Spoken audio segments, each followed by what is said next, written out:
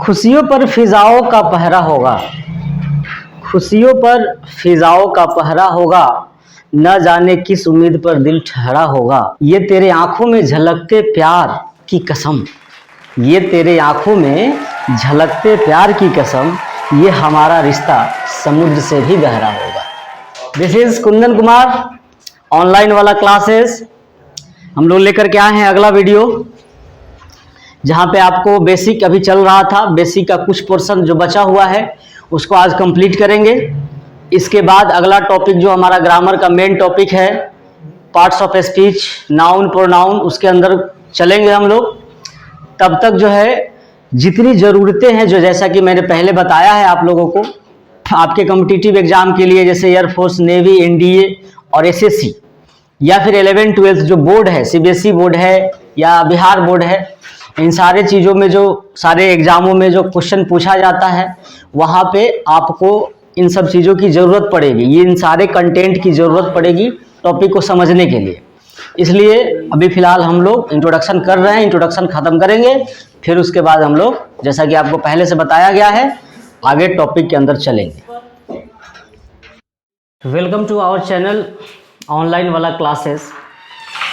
अब तक हम लोगों ने वर्ब के बारे में थोड़ी बहुत जानकारी हासिल की है। वर्ब हमने चैप्टर नहीं पढ़ाया है, वर्ब के बारे में थोड़ी सी बात बताई गई है, जिसकी ज़रूरत अभी आपको मिलने वाला है, आगे ज़रूरत पड़ेगा। हालांकि वर्ब एक चैप्टर ही है, वर्ब में बहुत समय लगता है, कुछ 5-7 क्लास लगेगा, तो अभी वो चीज़ को मैंने नहीं पढ़ाया है।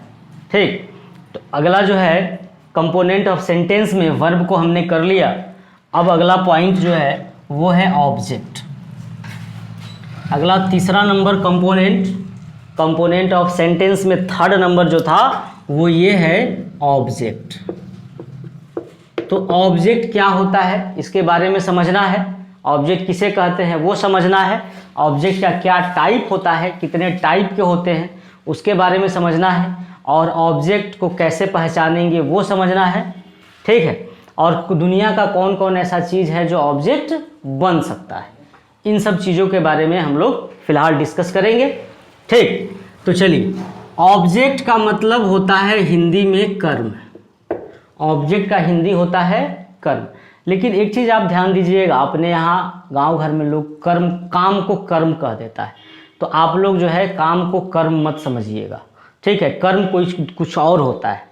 कर्म वो है जिस पर क्रिया का प्रभाव पड़ता है, काम का प्रभाव पड़ता है। कैसे, एग्जाम्पल के थ्रू समझते हैं। मैं बोल रहा हूँ आई टीच यू, मैं आपको पढ़ाता हूँ, इसका हिंदी हुआ मैं आपको पढ़ाता हूँ, मैं आपको पढ़ाता हूँ। तो आप लोगों को पता है काम को करने वाला सब्जेक्ट होता है, जो कि पहले मैंने बता दिया है आपको। तो ये काम को करने वाला यानी कि आई है, काम को करने वाला डूअर ऑफ एक्शन कौन है, आई है। तो आई हो गया हमारा सब्जेक्ट हो गया, और टीच हो गया हमारा वर्ब, क्योंकि टीच का मतलब होता है पढ़ाना, और पढ़ाना का मतलब काम, तो काम जो दिखाता है वही वर्ब कहलाता है। तो बोलिए ये शब्द काम को दिखा रहा है कि नहीं दिखा रहा, तो ये हो गया आपका वर्ब।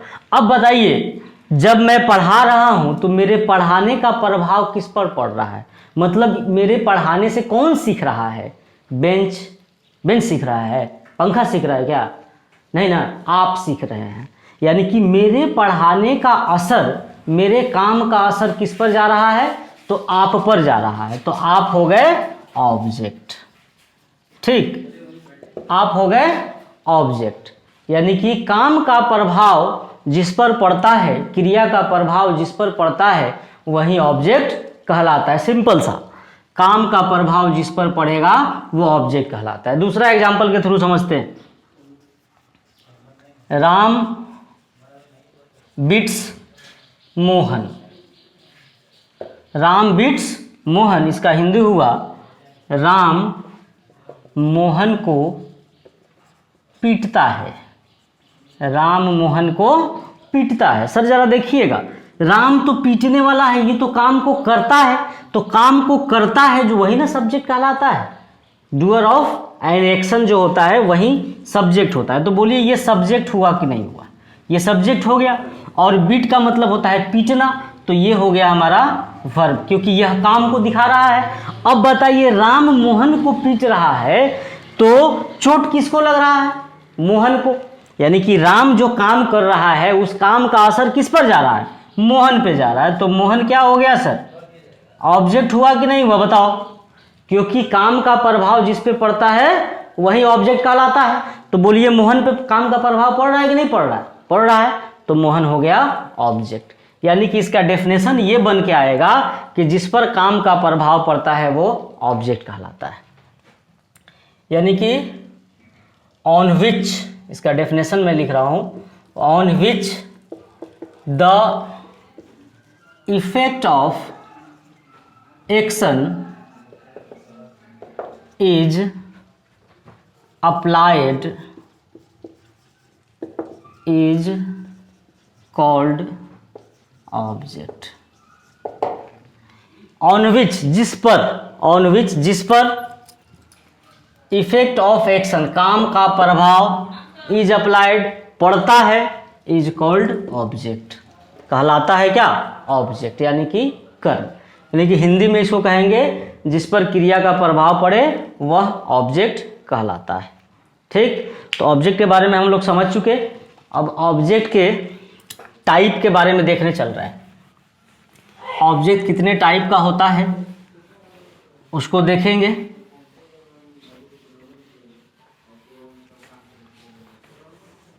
चलिए देखिए, तो ऑब्जेक्ट जो है, ऑब्जेक्ट को दो भागों में बांटा जाता है। यानी कि object is divided into two types. Object is divided into two types. कौन कौन? तो एक होता है डायरेक्ट ऑब्जेक्ट, डायरेक्ट ऑब्जेक्ट, और एक होता है इनडायरेक्ट ऑब्जेक्ट, इनडायरेक्ट ऑब्जेक्ट। एक होता है डायरेक्ट ऑब्जेक्ट और एक होता है इनडायरेक्ट ऑब्जेक्ट। तो सबसे पहले समझना है कि डायरेक्ट ऑब्जेक्ट और इनडायरेक्ट ऑब्जेक्ट क्या होता है। तो इसको समझने के लिए हम लोग एग्जाम्पल के थ्रू समझते हैं। जैसे कहता है, ही गिफ्टेड हर अ रोज। ही गिफ्टेड हर अ रोज, उसने उसे एक गुलाब दिया। उपहार में उसने उसे एक गुलाब दिया। यानी कि उसने उसे एक गुलाब उपहार दिया। ठीक, उपहार दिया। तो देखिए, इस पे जो है उसने, यानी कि ही तो सब्जेक्ट हो गया क्योंकि ये देने वाला है, और ये गिफ्टेड यानी कि वर्ब है जो कि काम है। अब बताइए, यहाँ पे दो दो चीज़ आ रहा है। एक आ रहा है अरोज और एक आ रहा है हर। तो अगर मैं किसी को या आप किसी को गुलाब देंगे तो देने का काम उस पर हुआ कि नहीं हुआ?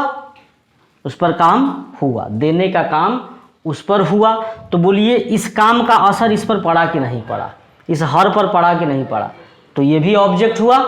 क्योंकि अच्छा, आप गुलाब दीजिएगा, आप तो गुलाब या तो खरीद के लाइएगा, या तोड़ के लाइएगा, या चुरा कर लाइएगा, या फिर कहीं रखा हुआ है तो उठा कर दीजिएगा। तो कहीं ना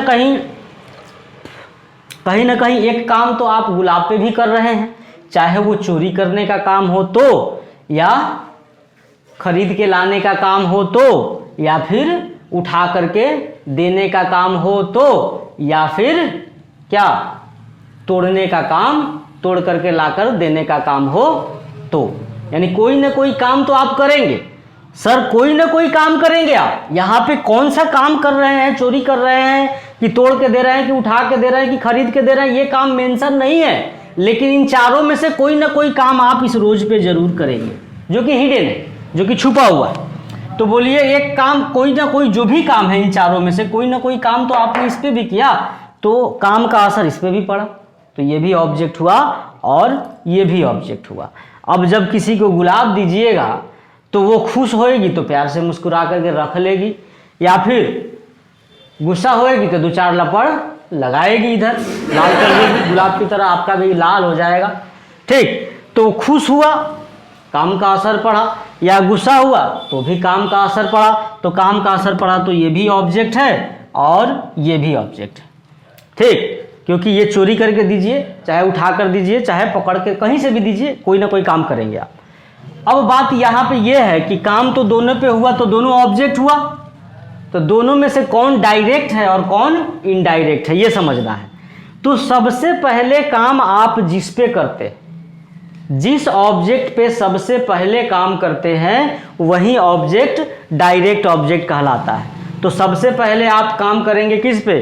गुलाब पे, क्योंकि गुलाब कहीं रखा हुआ है तो उठाइएगा उसके बाद दीजिएगा, या तोड़ के लाइएगा उसके बाद किसी को दीजिएगा, या खरीद कर लाइएगा उसके बाद किसी को दीजिएगा। ठीक, तो सबसे पहला काम किस पर हुआ सर? तो गुलाब पर हुआ, तो गुलाब हो गया आपका डायरेक्ट ऑब्जेक्ट। और बाद वाला काम जिस पर होगा, ठीक, वो होगा इनडायरेक्ट ऑब्जेक्ट। समझ में आई बात? यानी कि कुल मिला के ये हुआ रिजल्ट हमारा कि जिस पर काम का प्रभाव पहले पड़ता है, जिस पर काम का प्रभाव पहले पड़ता है, तो डेफिनेशन क्या समझे? जिस पर क्रिया का प्रभाव पहले पड़े वो डायरेक्ट है, और जिस पर क्रिया का प्रभाव बाद में पड़े वो इनडायरेक्ट है। तो यहाँ पे ये हर हो गया इनडायरेक्ट ऑब्जेक्ट और रोज हो गया डायरेक्ट ऑब्जेक्ट। इसका डेफिनेशन लिखेंगे, on which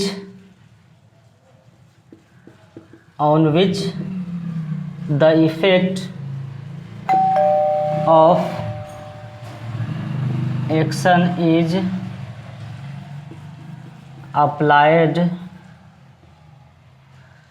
applied at first is called direct object. On which the effect of action is applied at first is called direct object. दिख रहा होगा? क्लियर? अब आइए इधर इनडायरेक्ट ऑब्जेक्ट की तरफ। इसका हो जाएगा ऑन विच द इफेक्ट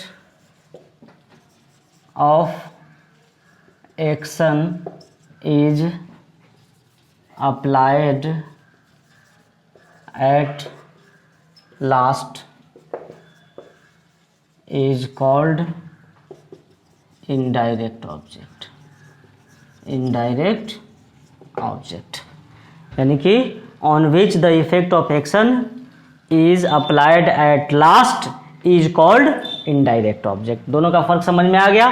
जिस पर क्रिया का प्रभाव पहले पड़ता है वो डायरेक्ट ऑब्जेक्ट, और जिस पर क्रिया का प्रभाव बाद में पड़ता है यानी कि अंत में पड़ता है वो इनडायरेक्ट ऑब्जेक्ट कहलाता है। वीडियो पॉज करके कॉपी कर लेंगे आप लोग, फिर आगे बढ़ते हैं। टेबल के अंदर ऑब्जेक्टिव केस के अंदर जो जो चीज़ें हैं ये सब के सब ऑब्जेक्ट बनेंगे, और इस नॉमिनेटिव केस के अंदर जो जो चीज़ें हैं ये सब के सब सब्जेक्ट बनेंगे। यानी कि ये क्या बनेंगे सर? तो सब्जेक्ट बनेंगे। ये क्या बनेंगे? सब्जेक्ट। और ये क्या बनेंगे सर? तो ये बनेंगे ऑब्जेक्ट। क्लियर हो गया? इसको आप न सब्जेक्ट बना सकते हैं और न इसको आप ऑब्जेक्ट बना सकते हैं।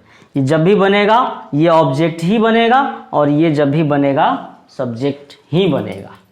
ठीक, अब आते हैं थोड़ा सा, कभी कभी क्या करते हैं हम लोग, देखते होंगे आप लोग, बहुत सारे लोग जो हैं अपने सोशल मीडिया अकाउंट पे कुछ कुछ गलत पोस्ट करते रहते हैं, क्योंकि उनको इन सब बातों की जानकारी नहीं होती है। तो ज़रा सा देख लेते हैं कि कैसे क्या करना है। किसी के अकाउंट फेसबुक पे देखते होंगे या फिर किसी कहीं पे भी देखते होंगे, लिखता है me and my friend are going somewhere. Me and my friend are going somewhere, इसका मतलब हुआ लोगों को ऐसा लगता है, जो ये सोच करके बनाते हैं सेंटेंस को, कि मैं और मेरे दोस्त कहीं जा रहे हैं, तो मैं के लिए यहाँ पे उन्होंने क्या लगाया? मी लगाया। तो बताएंगे जरा मी जो है वो ऑब्जेक्टिव केस है या नॉमिनेटिव केस है। अभी चार्ट देखिए आप लोग पीछे और बताइए मुझे। तो मी जो है वो ऑब्जेक्टिव केस है, और जो ऑब्जेक्टिव केस है उसको हम लोगों ने, जिन्होंने ये किया ऐसा लिखा, वो उन्होंने क्या कर दिया, ऑब्जेक्टिव केस को सब्जेक्ट बना दिया। आप जरा सोचिए, ऑब्जेक्ट तो काम का असर लेता है कि काम को करता है, जिस पर क्रिया का प्रभाव पड़ता है वो ना ऑब्जेक्ट कहलाता है। तो काम का असर लेता है, काम का असर खाता है, ठीक, तो वो ऑब्जेक्ट है। और यहाँ पे जो जिसको आप सब्जेक्ट बना रहे हैं वो तो नॉमिनेटिव केस होना चाहिए, क्योंकि सब्जेक्ट तो नॉमिनेटिव केस बनता है। काम को करने वाला सब्जेक्ट कहलाता है, न कि काम का असर लेने वाला सब्जेक्ट कहलाता है। काम का असर खाने वाला ऑब्जेक्ट कहलाता है। तो काम का असर जो है वो ये लेता है, तो ये ऑब्जेक्ट है, और इसको हमने क्या बना दिया है, यहाँ पे सब्जेक्ट बना दिया है। तो बताइए, जो ऑब्जेक्ट है वो सब्जेक्ट कभी बन सकता है? दोनों में फर्क है कि नहीं है? ये ऑब्जेक्टिव केस में आता है। देखो जरा चार्ट निकाल के आप लोग। तो जब ये ऑब्जेक्टिव केस में है तो ये ऑब्जेक्ट ना बनेगा। अब इसको आप सब्जेक्ट बना दीजिएगा तो गलत हुआ कि नहीं हुआ? गलत हुआ। तो इस तरीके से ये सेंटेंस क्या हो गया सर? गलत हो गया। तो सही क्या आप लोग सोच रहे हैं कि I and my friend are going to somewhere, going somewhere. अगर ये कह रहे हैं तो ये भी गलत है, क्योंकि इसको मैं प्रोनाउन में पढ़ाऊंगा कि कैसे होता है। देखिए सर, अगर ये है आपका पर्सन वाला मामला है, प्रोनाउन के फर्स्ट पर्सनल प्रोनाउन में ये चीज़ मैं पढ़ाऊंगा आपको कि रूल 231 का फॉलो करते हैं। 231 कहने का मतलब सबसे पहले आएगा सेकंड पर्सन, फिर आएगा थर्ड पर्सन, और फिर आएगा फर्स्ट पर्सन। तो देखिए, तो आई जो है ये फर्स्ट पर्सन का है, आई है फर्स्ट पर्सन का, और माई फ्रेंड ये है थर्ड पर्सन, ये है थर्ड पर्सन। तो बताइए, यहाँ पे पहले 1 आया फिर 3 आया, तो ये ऑर्डर लगेगा। पहले क्या आना चाहिए? अगर 1 और 3 ले रहे हैं तो पहले हमें थर्ड वाला आना चाहिए, उसके बाद 1 वाला आना चाहिए। यानी कि सबसे पहले क्या आना चाहिए? माई फ्रेंड आना चाहिए, माई फ्रेंड आना चाहिए, और तब and I R going somewhere. अब जाकर के ये सही सेंटेंस हुआ।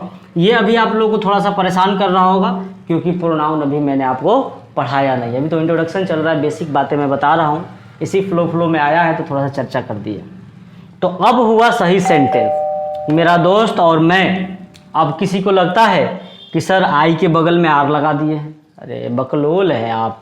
आई से मतलब इसको थोड़ी है, इसको मतलब है सब्जेक्ट से, ये सब्जेक्ट के अनुसार लगेगा। तो कितना सब्जेक्ट है? देखिए, तो मेरा दोस्त एक सब्जेक्ट और आई एक सब्जेक्ट, 2 सब्जेक्ट हुआ कि नहीं हुआ? तो प्लुरल हुआ कि नहीं हुआ? जब सब्जेक्ट प्लुरल होगा तो वर्ब कैसा लगेगा? प्लुरल लगेगा। इज लगेगा कि आर लगेगा? तो आर लगेगा, ठीक है ना। तो यहाँ आर सही है, इसको गलत मत मानिएगा आप लोग, ठीक। तो आपने नॉमिनेटिव केस का चार्ट देखा, ऑब्जेक्टिव केस का चार्ट देखा। नॉमिनेटिव केस सब्जेक्ट बनता है और ऑब्जेक्टिव केस ऑब्जेक्ट बनता है, ठीक। तो अब आगे बढ़ेंगे हम लोग एडवर्बियल के तरफ। अगला जो हमारा कंपोनेंट ऑफ सेंटेंस है वो है एडवर्बियल। तो एडवर्बियल जो है चौथा नंबर है, एडवर्बियल। एडवर्बियल यानी कि इसका हिंदी हो जाएगा क्रिया विशेषात्मक शब्द। क्रिया विशेषात्मक शब्द यानी कि यह क्रिया की विशेषता को बताने का काम करेगा, ठीक है ना। जैसे काम कैसे हो रहा है, काम कहाँ हो रहा है, ठीक है, और काम कब हो रहा है। यानी कि क्रिया का समय, क्रिया का तरीका और क्रिया का जगह जो शब्द बताएगा वही एडवर्बियल कहलाएगा। देखिए कैसे कहता है, सी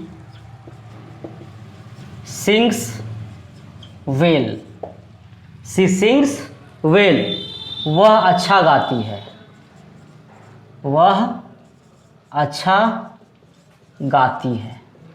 ज़रा ध्यान से समझिएगा, वह अच्छा गाती है, तो वह अच्छा गाती है, तो अच्छा कौन है? वह गाने वाली लड़की या कि उसका गाने का काम। देखिए यहाँ वह अच्छा गाती है, वह अच्छा गाती है मतलब उसका जो वो जो काम है करने का, वो जो गाना गाने का काम है, वह काम ना अच्छा है भाई। जिस काम को वो कर रही है उस काम का तरीका बता रहा है कि वो तरीका कैसा है, तो तरीका अच्छा है। ठीक, तो काम का तरीका ये शब्द बता रहा है, ये वेल जो है काम का तरीका यानी कि काम की अच्छाई को बता रहा है, तो यह शब्द कहलाएगा एडवर्बियल, यानी कि इसको कहेंगे adverb of manner. Adverb of manner यानी कि काम का तरीका। अच्छा, दूसरा देखेंगे, सी सिंग्स एट नाइट। वह रात को गाती है, वह रात में गाती है। ठीक, वह रात में गाती है यानी कि उसका जो काम होता है वह काम कब होता है, तो रात में होता है। तो बोलिए यह काम करने का टाइम बता रहा है कि नहीं बता रहा है? यानी कि ये जो एट नाइट है यह काम का तरीका बता रहा है कि नहीं बता, सॉरी, काम का समय बता रहा है कि नहीं बता रहा? तो काम के होने के समय को भी बताता है एडवर्बियल, काम के होने के तरीका को भी बताता है एडवर्बियल। तो बोलिए ये काम के समय को बता रहा है कि नहीं बता रहा? तो ये हो गया आपका एडवर्ब ऑफ टाइम, ये हो गया एडवर्ब ऑफ टाइम। अब जरा सा देखिएगा, यहाँ पे कहता है, अब जगह की बात करते हैं, यानी कि she sings at on the stage. She sings on the stage, वह स्टेज पर गाती है, वह स्टेज पर गाती है। अब बताइए वह स्टेज पर गाती है, कहाँ गाती है? तो स्टेज पर गाती है, तो उस काम का जगह ये स्टेज हुआ कि नहीं हुआ? वह जो काम करती है उस काम का जगह कौन है? ये जो काम हो रहा है इस काम का संपन्न होने का जगह कहाँ है? तो स्टेज है। तो ये हो गया प्लेस, यानी कि जगह, प्लेस हो गया, यानी कि कहेंगे इसको एडवर्ब ऑफ प्लेस, इसको कहेंगे एडवर्ब ऑफ प्लेस। ठीक है, ये क्या कर रहा है देखो तो जरा भाई साहब आप लोग, काम का तरीका बता रहा है, काम का समय बता रहा है और काम का जगह बता रहा है। तो एडवर्बियल हम उसे कहते हैं जो क्रिया का काम का तरीका बताए, जो काम का समय बताए या फिर काम का जगह बताए, वही क्या कहलाएगा? बोलिए क्या कहलाएगा? तो एडवर्बियल कहलाएगा। यानी कि a group of word, a group of word या word, a group of word कहो या वर्ड कहो, क्योंकि यहाँ पे एक ही वर्ड है और यहाँ पे दो वर्ड है और यहाँ पे तीन वर्ड है। तो तीन वर्ड को अ ग्रुप कह सकते हैं। ये एट दो वर्ड है तो इसको भी अ ग्रुप कह सकते हैं, लेकिन यहाँ पे एक वर्ड है इसलिए यहाँ एक वर्ड यानी कि वर्ड कह सकते हैं। तो अ ग्रुप ऑफ वर्ड्स, वर्ड्स यहाँ पे वर्ड्स हो जाएगा। अ ग्रुप ऑफ वर्ड्स या वर्ड which shows manner,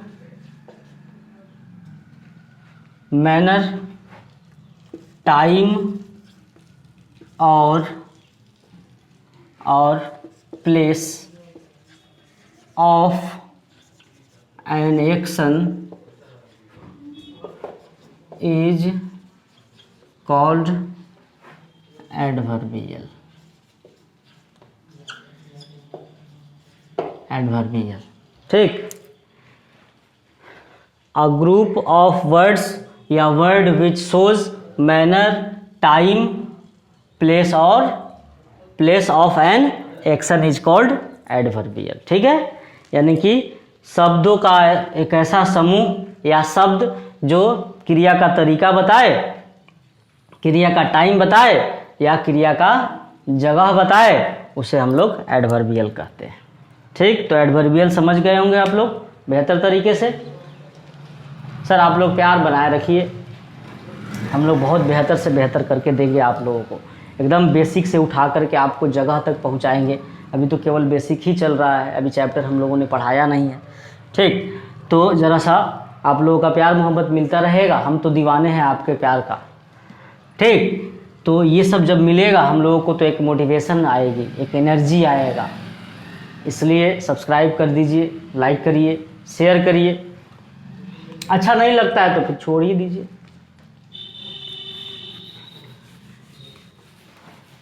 अब आगे हम लोग देखते हैं, ज़रा सा एक सेंटेंस पे बात करेंगे।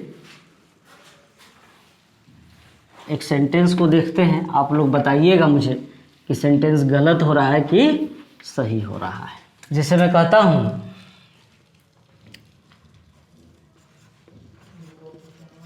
सी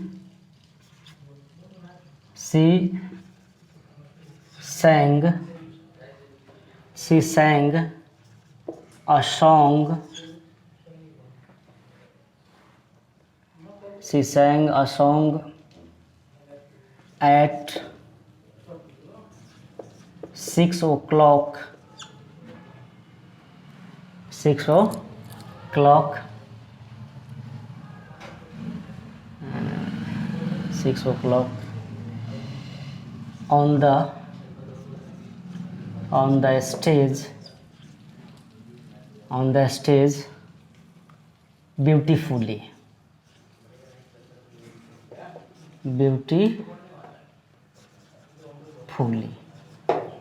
ठीक है, She sang a song at 6 o'clock, ये at है, at 6 o'clock on the stage beautifully, यानी कि वह 6 बजे स्टेज पर बड़ी ही सुंदरता से गाना गाई।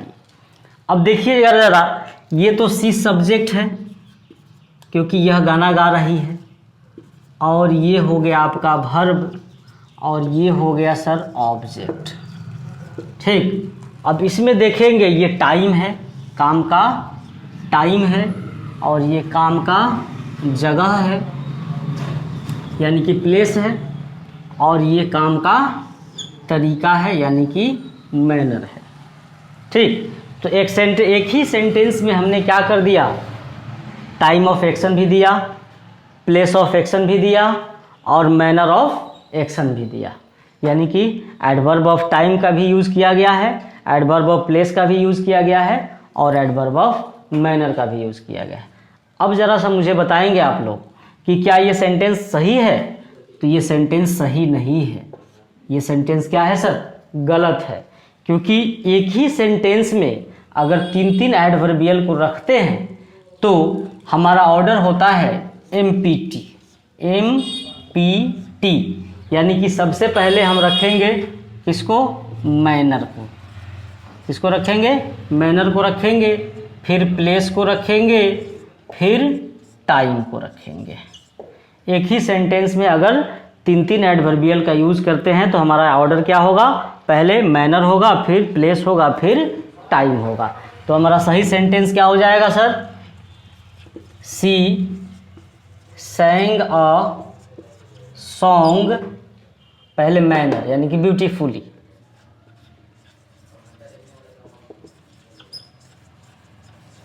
सी sang a song beautifully, उसके बाद प्लेस, प्लेस पे ऑन द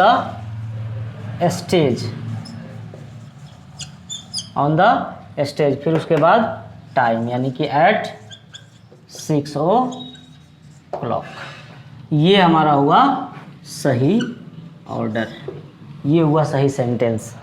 ठीक, यानी कि पहले हमारा मैनर आया, फिर प्लेस आया, फिर हमारा टाइम आया, यानी कि MPT। यही चाहिए था हमें, MPT। ठीक, तो ये हो गया आपका सही क्रम और सही सेंटेंस। तो इस तरीके से आप लोग ध्यान रखेंगे, ऐसे क्वेश्चन आपके कंपटीशन के एग्ज़ाम में पूछा जाता है। SSC या एयरफोर्स वगैरह जो कम्पिटिटिव लेवल के एग्ज़ाम हैं, उन सब चीज़ों में ये सब ऐसे ही क्वेश्चन पूछे जाते हैं। ठीक, तो अभी शुरुआत है, अभी हमने कुछ पढ़ाया कहाँ, अभी तो केवल बेसिक बना रहे हैं। चैप्टर में आप लोगों को कॉन्सेप्ट दिया जाएगा बढ़िया बढ़िया से। अभी उस चैप्टर को समझने के लिए जो हथियार चाहिए वो हथियार दिया जा रहा है। बाकी आप लोग ख्याल रखिए, सुरक्षित रहिए, जहाँ भी रहिए, यहाँ रहिए चाहे इलाहाबाद रहिए, जहाँ रहिए मस्त रहिए। ठीक, फिर मिलेंगे हम लोग आपके सपनों में या आपके रास्तों में। तब तक bye bye, see you in the next video. If you like our videos, please do not forget to like, subscribe and share. Jai Hind.